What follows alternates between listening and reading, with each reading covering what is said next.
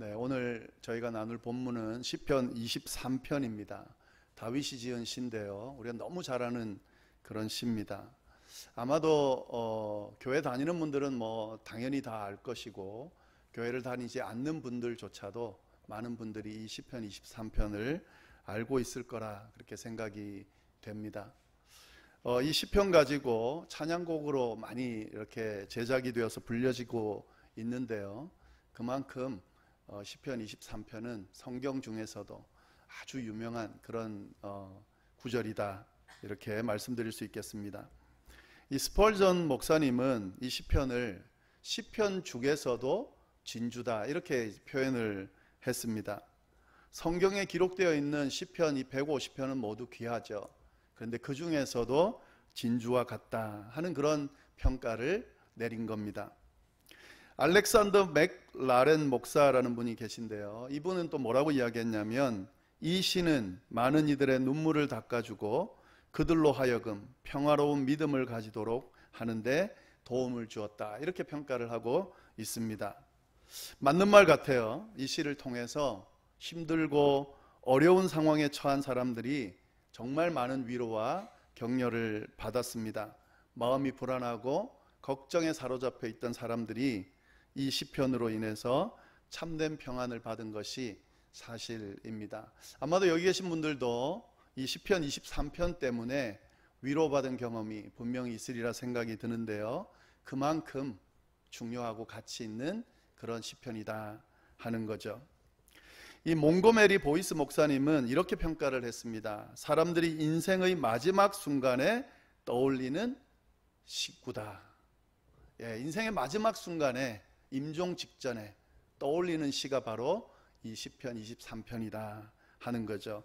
이것도 맞는 말 같아요. 목회자들이 임종 예배를 드리러 가거나 장례식을 집례할 때에 이 시편 23편을 가지고 많이 위로하고 또 격려를 합니다. 죽음의 순간을 맞는 사람에게, 또 사랑하는 사람을 잃고 슬픔에 빠진 이들에게 이보다 더 큰 위로의 시가 있을까, 그렇게 생각이 되어집니다. 이처럼 이 시편 23편은 읽고 또 암송하고 부르는 모든 이에게 큰 위로가 되는 것이 사실입니다. 굳이 이 시편을 가지고 설명을 덧붙이지 않아도요, 있는 그대로 그 자체만으로도 엄청난 은혜가 되는 시가 바로 이 시편이 아닌가 하는 생각이 듭니다. 그러니까 성경 말씀 자체, 그 자체를 읽는 것만으로도 은혜가 된다, 능력이 된다, 이런 말이 있잖아요. 이 시편 23편이야말로 그런 시가 아닌가, 그런 말씀이 아닌가 싶습니다. 저는 지난 휴가 기간을 보내는 동안에요, 이 계속 머릿속에 이 시편 23편이 떠올랐습니다. 그러면서 이제 쭉 제 삶을 쭉 돌아보면서 이 시편을 다윗처럼 저도 고백하게 됐습니다. 그리고 이 시편을 고백하면서 사랑하는 사람들, 제 가족들, 부모님, 또 형제들, 또 친구들, 또 열방교회 성도님들 생각하면서 이 시편을 가지고 좀 기도하게 됐습니다. 그들이 시편 23편처럼 그렇게 살 수 있기를, 또 그렇게 고백할 수 있기를 제가 간절히 기도하는 마음으로 이 시편을 떠올렸던 그런 기억이 있습니다. 우리 시편 23편을 다 같이 한 목소리로 한번 좀 고백해 보면 좋을 것 같은데요. 1부에는 저 혼자 읽었는데 3부는 좀 같이 읽으면 좋을 것 같아요. 같이 한번 함께 고백해 보면 좋겠습니다. 23편을 읽겠습니다. 여호와는 나의 목자시니 내게 부족함이 없으리로다. 그가 나를 푸른 풀밭에 누이시며 쉴만한 물가로 인도하시는도다. 내 영혼을 소생시키시고 자기 이름을 위하여 의의 길로 인도하시는도다.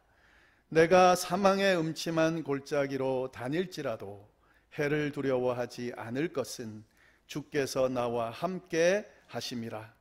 주의 지팡이와 막대기가 나를 안위하시나이다.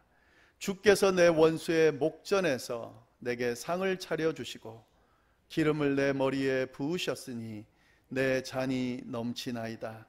내 평생의 선하심과 인자하심이 반드시 나를 따르리니 내가 여호와의 집에 영원히 살리로다. 여러분 이 시편 23편 많이 읽으시면 좋겠고요. 암송하시면 좋겠습니다. 아마 암송하시는 분이 많으리라 생각이 드는데요.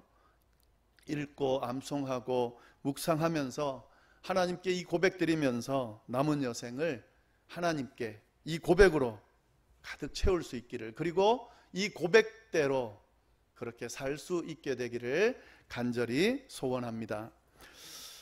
그런데 이 말씀을 묵상하라고 말씀드리면서 이 한 가지 좀 드릴 말씀이 있습니다.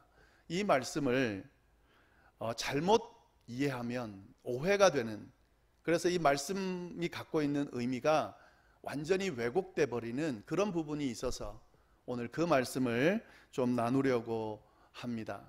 이 구절 담겨져 있는 의미는 아마 많이 들으셨을 거고 또 굳이 설명하지 않아도 충분히 아시리라 생각이 들기 때문에 오늘은 오해할 수 있는 부분, 오해하게 되면 완전히 의미가 달라지는 이 부분에 대해서 오늘 함께 말씀을 좀 나눠보려고 합니다. 1절 말씀을 다시 한번 보겠습니다. 1절 말씀 이렇게 되어 있죠. 여호와는 나의 목자시니 내게 부족함이 없으리로다. 이렇게 되어 있습니다. 이렇게 되어 있습니다. 여러분 이 말씀을 어떻게 이해하고 어떻게 받아들이고 계십니까? 이 말씀을 이렇게 이해할 수 있죠. 아마도 대부분 이렇게 이해할 것 같은데요. 이런 말씀이죠. 여호와께서는 나의 목자시다. 그 목자이신 여호와께서 나의 필요를, 부족함을 늘 채워주신다. 그래서 나는 부족함이 없다. 여러분 이렇게 이해하는 것 어떠십니까? 문제가 있어 보입니까? 도리어 은혜롭게 들리죠. 여호와께서 나의 목자시다. 그리고 나의 필요와 부족함을 채워주신다. 그래서 나는 부족함이 없다. 정말 그렇죠. 하나님께서 우리의 필요와 부족함을 채워주시기 때문에 우리가 부족함이 없다 고백할 수 있는 거죠. 틀린 말은 아닌데요. 그런데 이 이해만 가지고 이 말씀을 만약에 본다 그러면 이 말씀을 제대로 이해하는 것이 아닙니다. 제가 말씀드린 그 부분 안에 함정이 있습니다. 이 말씀을 좀 잘 보시면 좋겠어요. 이 말씀 분명히 이렇게 되어 있죠. 여호와는 나의 목자시니 내게 부족함이 없으리로다. 이렇게 되어 있습니다.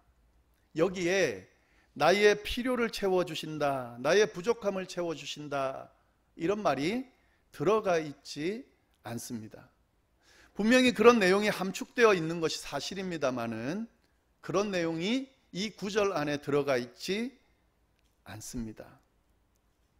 하나님께서, 나의 목자 되시는 하나님께서 나의 필요를 채워주신다, 나의 부족함을 채워주신다.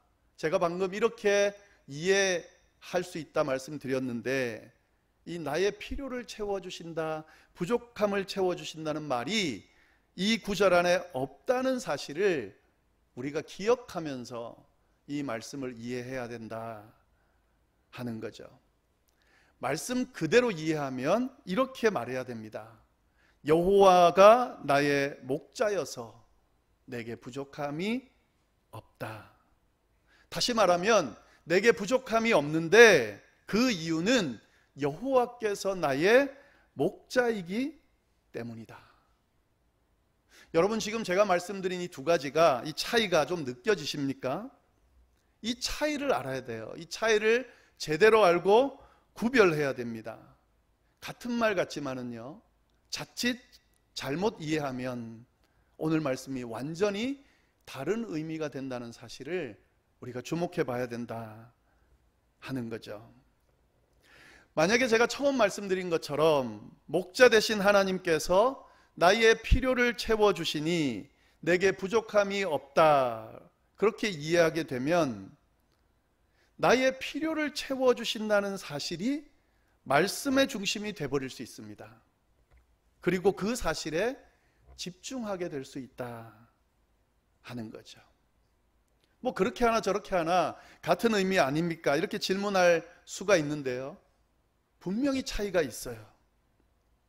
예를 들어서 이런 부분은 어떻습니까? 예를 들어서 자녀가 부모에 대해서 고백을 한다 칠 때에 부모님께서 나의 필요를 다 채워주셔서 나는 부족함이 없어요 라고 하는 고백과 부모님이 계셔서 부모님 때문에 나는 부족함이 없어요 라고 말한다면 어떻습니까? 두 말이 같은 의미입니까? 다른 의미입니까? 같은 말 같지만은요 전혀 다른 의미가 될 수가 있습니다. 부모님께서 나의 필요를 다 채워주시기 때문에 나는 부족함이 없다라고 고백하면 그것은 혹 부모가 만약에 그 필요를 채워주지 못할 때는 부족함이 있다는 고백이 돼버리는 거예요.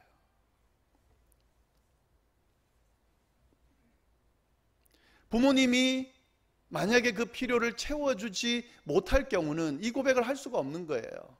부모님이 나의 필요를 채워주셔서 내가 부족함이 없습니다라고 하는 고백은 부모님이 필요들을 다 채워줄 때 그때 고백할 수 있는 내용이 되는 겁니다. 그런데 만약에 그냥 부모님이 계셔서 나는 부족함이 없다라고 고백한다면 혹 부모님이 필요를 채워주지 못한다 하더라도 여전히 부족함이 없다고 고백할 수 있는 거죠. 왜냐하면 부모님 때문에 부족함이 없는 것이기 때문에 그렇습니다. 의미가 달라지죠. 여러분이 오늘 시편 말씀도 마찬가지입니다. 여호와께서 내 필요를 채워주시기 때문에 내가 부족함이 없다고 만약에 이해를 한다면 이 뒤에 나오는 시편 23편 이후의 내용들이 완전히 다르게 이해될 수 있습니다. 여호와께서 나를 푸른 풀밭에 누이시며 쉴 만한 물가로 인도하시기 때문에 나는 부족함이 없다 이렇게 고백하는 것과 똑같은 것이 된다 하는 거죠. 만약에 하나님이 푸른 풀밭에 누이시고 쉴 만한 물가로 인도하지 않을 때는 어떻게 되냐는 거죠. 이 고백할 수 없는 거죠. 시편 23편 내용이 그렇습니까?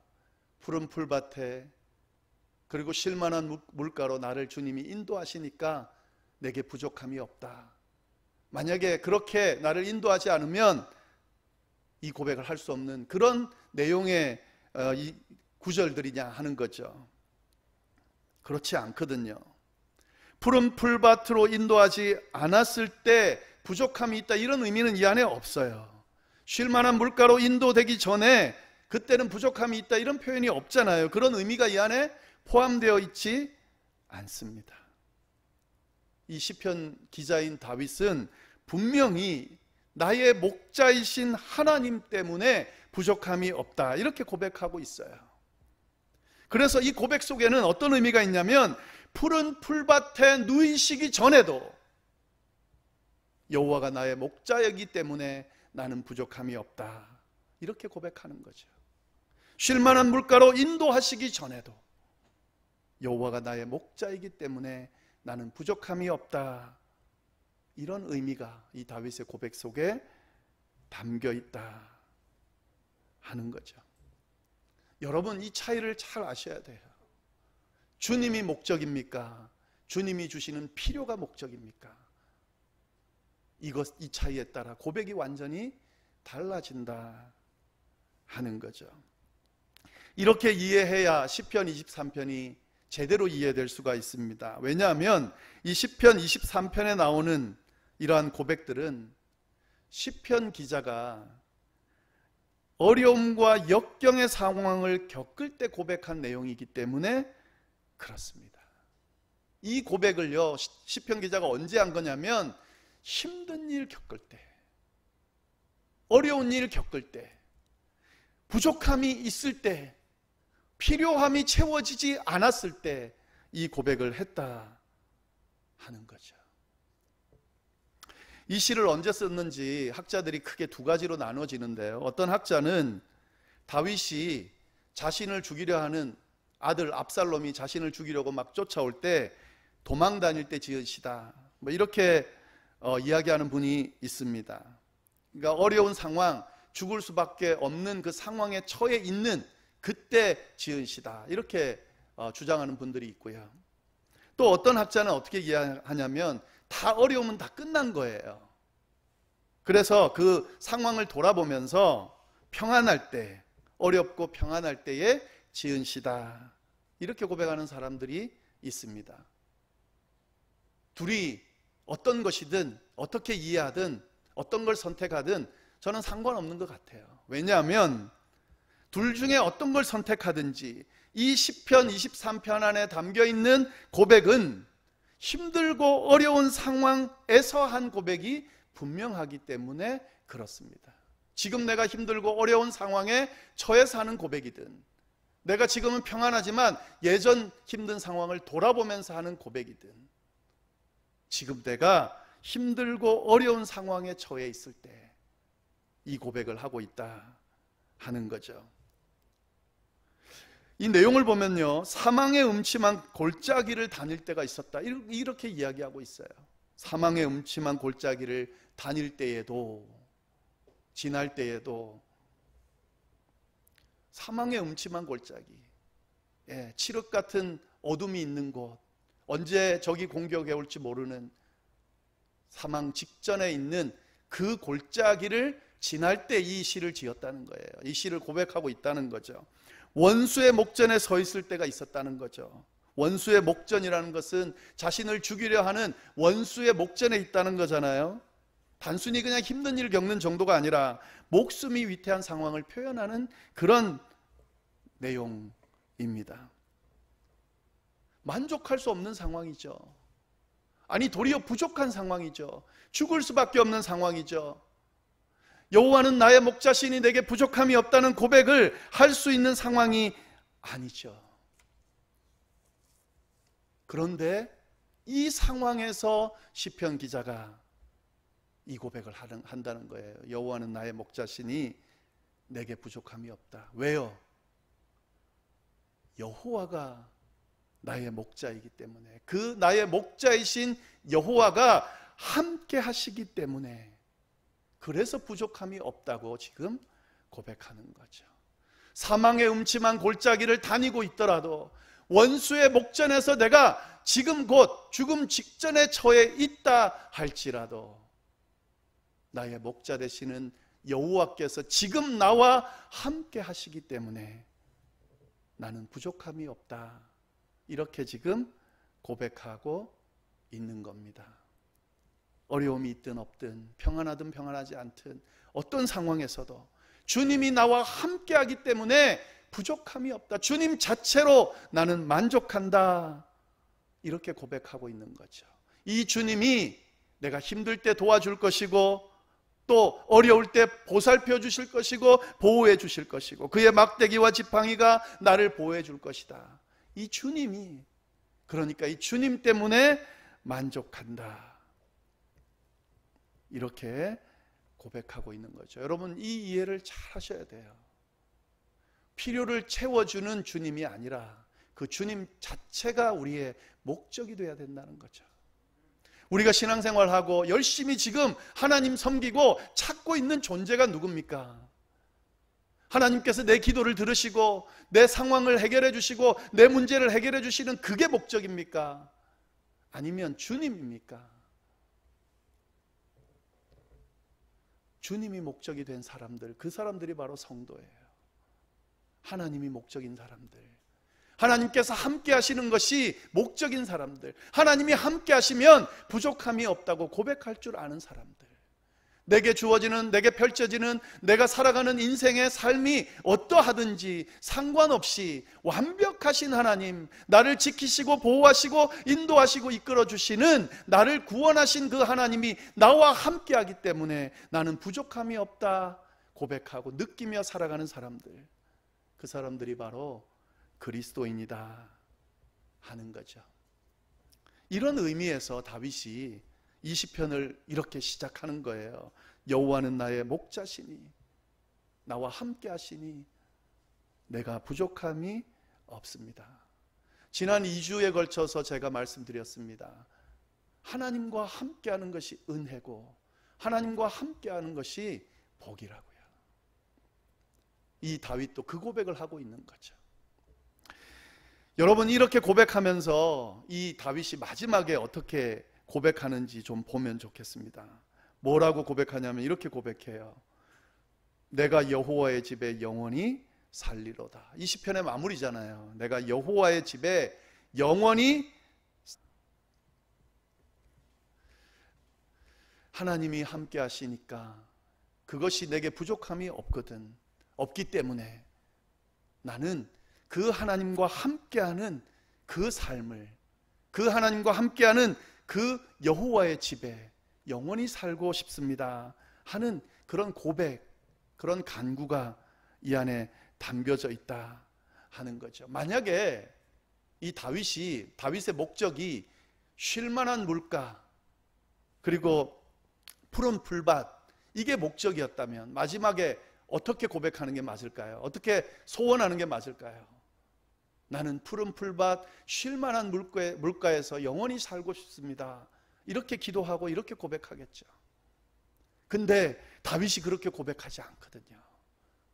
여호와의 집에 영원히 살고 싶습니다, 이렇게 고백하거든요. 왜요?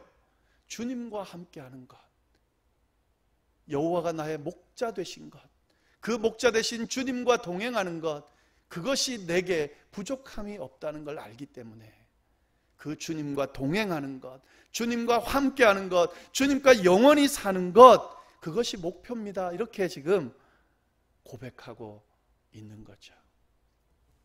이 시편이 말하는 핵심 내용이 바로 이거예요. 하나님과 함께 하시는, 하나님께서 함께 하시는 은혜, 하나님과 함께 거하는 것이 축복이다, 이걸 지금 이 시편 기자가 이야기하고 있는 거죠. 우리의 삶의 목적, 신앙의 목적, 우리가 지금 추구하고 바라보는 방향이 어디에 있는지 이 말씀 앞에 서서 다시 한번 잘 점검해 보시기를 바랍니다. 주님이 목표입니까? 목적입니까?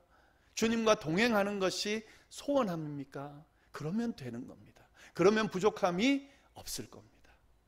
그러나 그 주님이 아니라 다른 어떤 것, 우리가 필요로 하는 것, 얻고자 하는 것, 그것이 목적이라면 늘 부족할 겁니다. 왜냐하면 부족함이 없게 만드시는 하나님과 함께 하지 않고는 만족할 수 없기 때문에 그렇습니다.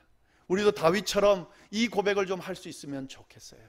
여호와는 나의 목자시니 내게 부족함이 없으리로다. 내가 영원토록 그 여호와의 집에 주님과 함께 거하기를 원합니다. 이렇게 기도하실 수 있기를, 또 이런 삶을 사실 수 있기를 간절히 바랍니다. 기도하겠습니다. 하나님 아버지, 오늘 귀한 말씀을 통하여 하나님의 음성을 들을 수 있도록 인도하여 주시니 감사합니다. 우리가 살아가는 이유, 또 살아가는 목적, 그것은 다름 아닌 주님입니다. 하나님입니다. 주님께서 보내주신 예수 그리스도입니다. 이것이, 이 주님이, 이 하나님이, 이 예수님이 우리의 삶의 목적입니다. 이 주님과 동행하는 것이 우리의 바람입니다. 하나님, 우리도 다윗처럼 고백하면서 주님과 일평생 동행하는 삶을, 영원토록 동행하는 삶을 살 수 있도록 주여 인도하여 주옵소서. 때로는 우리의 삶이 힘들고 버겁게 느껴질 때가 있습니다. 또 그런 일들을 겪을 때가 있습니다. 그러나 하나님, 어떤 상황 가운데서도 주님께서 우리와 함께 하시니 내게 부족함이 없습니다 고백하면서 그렇게 우리의 삶을 살아갈 수 있도록 주여 역사하여 주옵소서. 혹 이 자리에, 예배드리는 이 자리에 감당하기 힘든 어려운 순간, 사망의 음침한 골짜기 같은, 원수의 목전 앞에 서 있는 것 같은 그런 힘든 상황에 처해 있는 주의 백성들이 있다면 주님, 이 시편 기자의 고백을 다시 한번 붙들고 일어설 수 있도록 인도하여 주옵소서. 그 상황에서도 여호와가 목자 되어 주시기 때문에 나는 부족함이 없습니다, 이렇게 고백하면서 거뜬히 이겨내는 놀라운 역사가 일어날 수 있도록 주여 인도하여 주옵소서. 함께하여 주시기를 간절히 바라고 살아계신 예수님의 이름으로 기도드립니다. 아멘.